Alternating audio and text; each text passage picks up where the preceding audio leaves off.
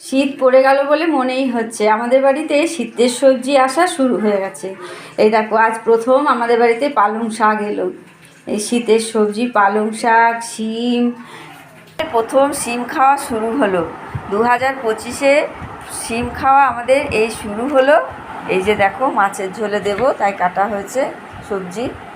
আর যতক্ষণ না শিম মানে 2 টাকা কিলো, 1 টাকা কিলো শুকিয়ে যাচ্ছে, বীজ হয়ে যাচ্ছে, ততক্ষণ পর্যন্ত এখন খেতেই থাকবো। এই আজ থেকে শুরু শিম খাওয়া। এই 80 টাকা কিলো থেকে শুরু, 2 টাকা কিলোতে শেষ হবে। তোমাদেরও কি এরকম শীতের সবজি খাওয়া শুরু হয়ে গেছে? তো কমেন্টে জানিও। রান্না বান্না কমপ্লিট হয়ে গেল। এখন এই যে দেখো কী কী রান্না করলাম।